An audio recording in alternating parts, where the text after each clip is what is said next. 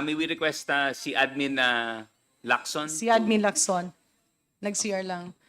And of course, Director Panganiban would probably hear, and Yusek Perez. Balikan natin yung tinanggalan ng power ang NFA na magbenta sa retail prices. Kasi nakita ko yan simula nung maliit pa ako, meron dun sa mga public market nakalagay NFA rice for sale. At alam ko rin yon kapag medyo mahirap ang buhay at maraming bagyo, Boss BLY? naghahanap yung mga namamalengke. NFA rice for sale. So kung medyo okay naman at maraming bonus, bumibili sa medyo premium na bigas. So yung tanong ko, in the history, I know that Admin Lacson is quite new in the NFA, but for the DA family, as far as you can recall, kailan po nawala ang power ng NFA na makialam sa presyo ng bigas by selling to the retail market?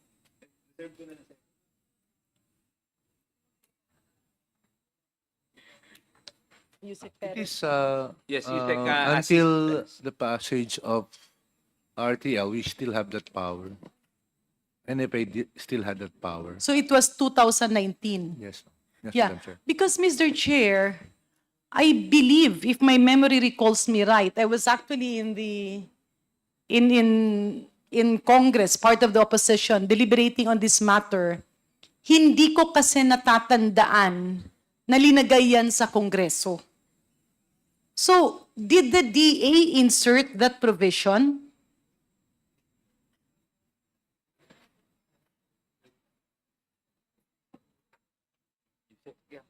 Yusek Assis, I think you are more knowledgeable with this. This happened in 2018. At that time, all of us here were not there, so we're not in the position. But I think it will never be the intention of DA to insist that that power be removed from NFA, Madam Chair. Yung House version. Mr. Chair, do you have an idea whether... I can't yes. recall. Yes, I think our committee secretariat would be very highly knowledgeable on this Yes. topic. Comsec baby. Was it in the Congress version?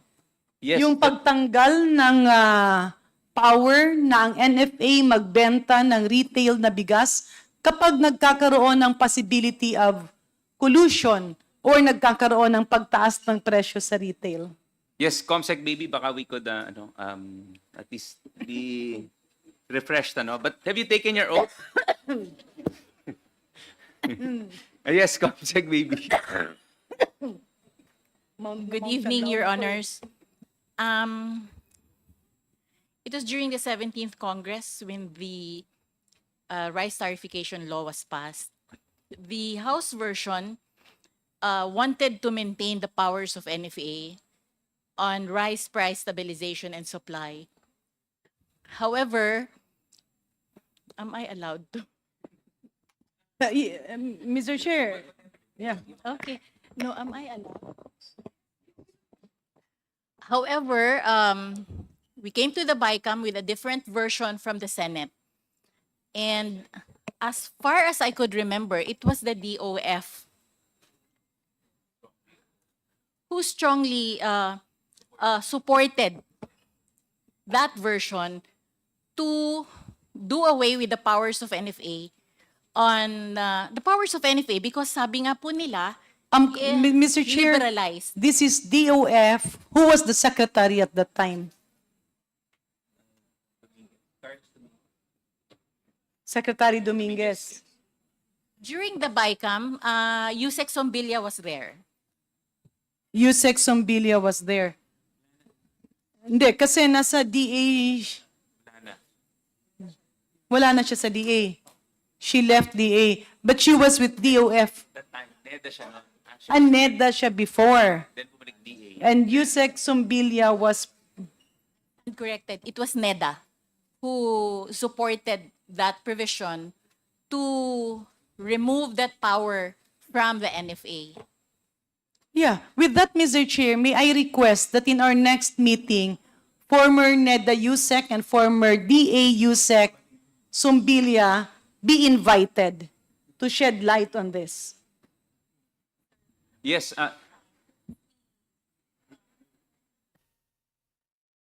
Yeah. Ma'am, Anyway, yeah. okay lang, We will, okay lang. Comsec, please take note that we will invite former Undersecretary Mercy Sombilya to be present in the next meeting. Yeah. Ma'am, please proceed. We need your institutional memory on the. So what you're saying is wala siya dun sa Congress version, pero nagkaroon ng during the BICAM ipinasok ng Senate version No, or what? No, ma'am. That was, as far as I could remember, that was the Senate version. Supported Okay. by... So Mr. Chair, yung Congress version was to retain the powers of NFA to be a player in the market na kapag tumaas ang presyo, papasok ang gobyerno para ibagsak ang presyo. Yung Senate version naman, andun yung provision na tanggalan ng powers ang NFA na magbenta sa retail. Kaya kung mataas ang presyo, surrender ang gobyerno. And this proposal was supported by NEDA as by represented the economic managers, ma'am. by the economic managers.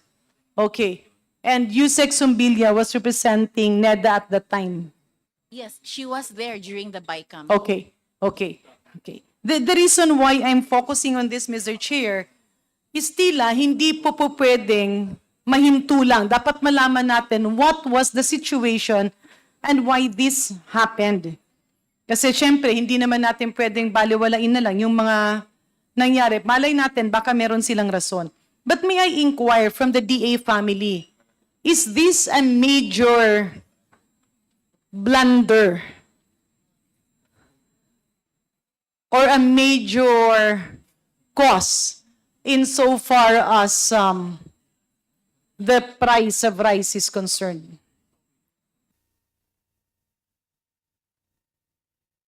Yusek Assis Perez. I think, Madam Chair, if I'm not mistaken, the Secretary has emphasized earlier this morning that this power is necessary for the government to be able to intervene in the market in cases where there are extraordinary increase in prices or failure of the market to as in this case, go down to the level of prices where we feel that it should be the proper price. So, Mr. Chair, sa history ng NFA, yung sinasabing negotiated transaction, is that considered selling to the retail market or no?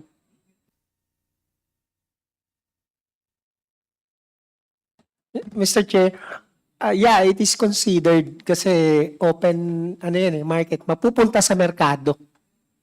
So yung mga binenta kay G4 Rice Mill, kay NBK San Pedro, LLM Greens Trading and Rice Mill, Ranil, MVL, Ranil Rice Mill, yung mga ito, considered ito na selling to the retail market. But you told us that in 2019, ipinagbawal na. Tama po yun. Under RTL, supposed to be wala na yung mga pagbebenta sa retail, sa merkado.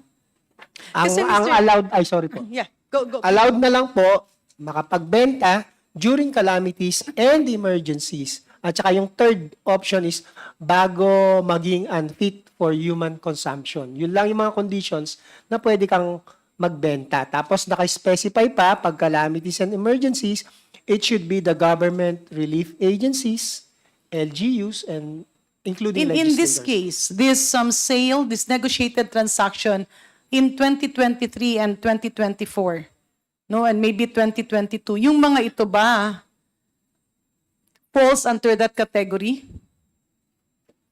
Kasi aging, Category of aging po siya. Yun po yung so pwede siyang ibenta sa retail. yun po yung kategorya niya at that time. Yeah, pero pwede itong nangyari or dapat government pa rin? Kasi sinabi naman po sa batas and we got GCG opinion, pwede pa rin naman makapagbenta sa private yung aging na yon. But yun nga, ayoko na lang magsalita in terms of mali ba yun o tama yun kasi nasa ombudsman na po ito. So, So Mr. Chair, nung unang panahon, nung wala pa yung Senate version na ipinasok na tinanggalan ng poder na makaapekto sa presyo ang NFA, nung wala pa yun, paano po nangyayari ang pagbibenta ng bigas ng NFA to the retailers? ganito po, Mr. Chair. Ang NFA ho, bago mag-RTL, can freely enter the market even without calamities and emergencies. That's why po noon, meron kami mga grains retailers na registered sa amin at may mga plaka sa palengke, makikita niyo NFA, Yes, we dash remember number. that. Ano po yan? Wala pong kondisyon na nagsasabi na pwede kami magbenta lang during calamities and emergencies. Yes, We pero can freely... paano yon? Yung pricing, let's say may bidding ba or if they're accredited retailers, they can get or may quantity ba? I'm trying to differentiate that. Ano yung difference niyan as compared to the negotiated transactions of NFA with the millers way back in 2023 and 2024? As far as I can understand through my reading and sa mga tao, dahil kasama talaga yung market intervention kay NFA noon. So lahat ng mga makakapasa katulad ng ginagawa ng BPI and other regulatory agencies makakapasa na retailer mare-register sa amin. And they are given certain volume na pwedeng bilhin diretso sa aming mga warehouses Ibebenta nila. and bebenta How nila. much is the maximum and the minimum volume? Maski sa maximum na lang tayo. Hindi ko ho kabisado yung maximum. Can you look at that? Titignan po Pero namin sa pananaw yung nyo ba, volume. Mr. Chair, Admin Lacson, sa pananaw nyo ba, malalaki ba ito? I mean, are we referring to 200 sacks, thousands of sacks, or hundreds of thousands of sacks? Tingin ko retailer to Walang capability ng 100,000 of In stock. other words, Mr. Chair, nung kapanahunan na hindi pa ginalaw ang ganitong power ng NFA, marami ang nabibigyan ng hanap buhay. Dalawa po ito, Mr. Chair.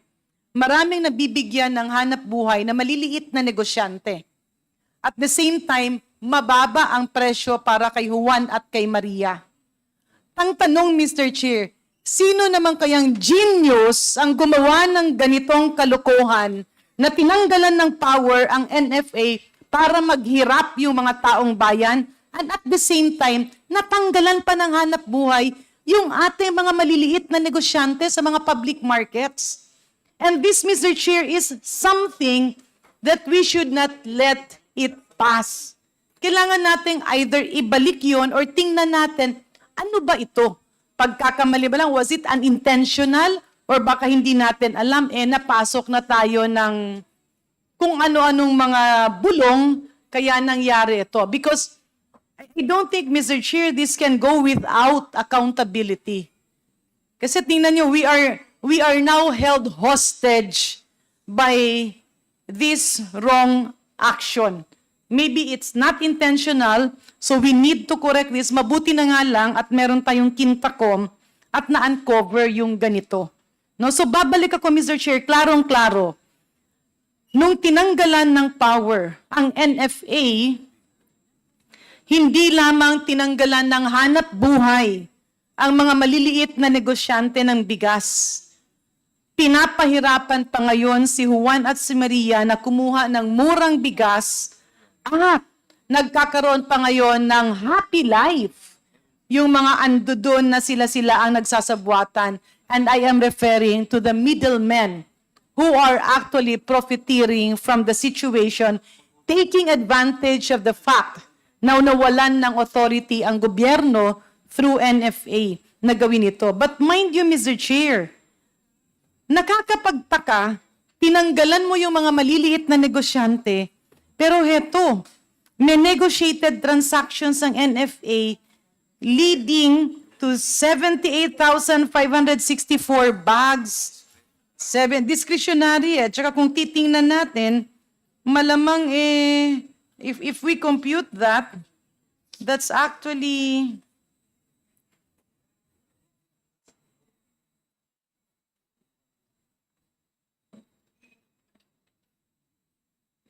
It's 7,678,200 kilos. This is not even 1 year eh. Hindi pa to isang taon, no? The 7.678,200 million kilos na negotiated transaction. Ibig sabihin, kung sino ang malapit sa puso ng dating NFA ay siyang makakabili sa murang presyo na pwede niyang ibenta sa mataas na presyo. This is not even 1 year. Mr. Chair, actually, kung iba-backtrack nga, if we were reading the newspapers nung mangyari yan, even yung mga prior years, siguro 5 years back, mas malalaki po ang transaction na ganyan. But of course, hindi po natin pwedeng sabihin kung mali o tama dahil nasa mga kaso na po siya. Okay. In other words, Mr. Chair, hindi natin parang naging knee-jerk reaction. Now, Mr. Chair, let me go to our resource person from G4. Sir, magandang gabi. Good evening po, Madam Chair. You're from Manila or Bulacan po. Bulacan? Okay. Ayon sa record ng NFA, kayo po ay nagkaroon ng negotiated transaction in the total amount of 75,000 bags. So that's 3,750,000 kilos of rice as of April 15 of 2024. Magkano po ang bili nyo per kilo? First of all po, Madam Chair, 50,000 lang po yung G4, hindi po 75,000. Yung NBK pala, yung, oh yeah, okay, so stand corrected. So magkano po ang bili nyo dun sa per kilo of the 50,000 bags? Nabili po namin yun ng 25 pesos per kilo po. 25. Magkano naman ang benta? After all po from transportation cost, handling cost, tapos po remailing process, tsaka po yung shortage, binenta po namin ng 37 to 39 per kilo. So 37 to 39 per kilo. Binibili nyo ito na palay pa? Ano na po siya? Aging rice po siya. Aging. Bigas na siya. Opo. Bigas na siya. Na meal na siya. Opo. Okay. So sa 25 pesos, binibenta nyo ng 37 to 39. Yes po. Okay. Pero ang binibentahan nyo, retail yan? Or diretso na sa retail market? Or Yun din po. Walk-in po dun sa Bulacan. so wholesalers pa ito? Mix po yung mga dun eh. Mga bumibili ng bigas. Minsan po may bibili ng 2 sako. Minsan kaya po kanina 500. Kumbaga po kinikater po lahat namin kung sinong gustong bumili, bebentahan po namin. So if we look at the price, kung binibenta nyo ng 37 to 39, magkano nila binibenta sa merkado? Ang inano ko po noong panahon na po yun, sabi ko, mahal ang bigas natin ngayon. Baka pwedeng itulong din nyo yun sa masa na benta nyo 41, 42. Pero magkano nila binenta? Alam ko po, yung iba, nagbenta po ng 42 during that. Saan po yun, Season. sir, Mr. Chair? Sa po? Sa lugar, Caloocan? Pwede nyo po kaming mabigyan kung saan yung bigas na binibenta na 42 pesos per kilo? Ano na po yun? Na-consume na po yun. Hindi, pero at least malalaman natin kung saan. Kasi Apo. parang hindi namin nakikita or naririnig yung nagbenta ng 42 pesos. Sige po. Yeah. Do we have DTI here? The DTI rep? Ma'am, sa Caloocan po ba nitong taon na ito, may nagbenta po ba ng bigas na 42 pesos per kilo? Madam Chair, we will check our records po kung meron niya sa Caloocan ng 42.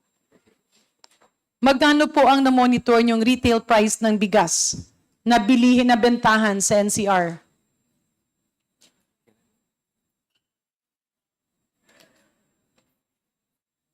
Madam Chair, ang amin pong agreement with the DA is kami po yung sa supermarket. Ma'am, can you speak closely to the Sorry microphone? po. Kami po yung supermarket, Madam Chair. So, ito pong October sa NCR, ang No, prevailing we're referring to the second quarter. of Ang pinag-uusapan po natin dito, ma'am, yung aging rice na binili sa NFA. Madam Chair, sorry. Ang amin pong naging agreement with the DA is yung after na po nung pagbaba ng taripa. So yung before po. Prior wala to po that, wala kami. kayong monitoring Wala ng po kami, presyo. Mr. So kung kunyari last year, wala kayong monitoring ng presyo ng bigas? Wala po, Mr. Chair. Mr. Chair, is it that it's an obligation of the Department of Trade and Industry? Trabaho po ba ng DTI?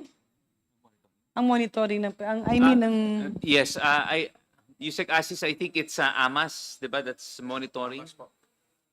Yung AMAS po yung may mandate pagka bigas. Meron po kami mga Opo, Department of Agriculture. Okay. Okay. So, to our good representative from DTI, can we check kung meron talagang 42 pesos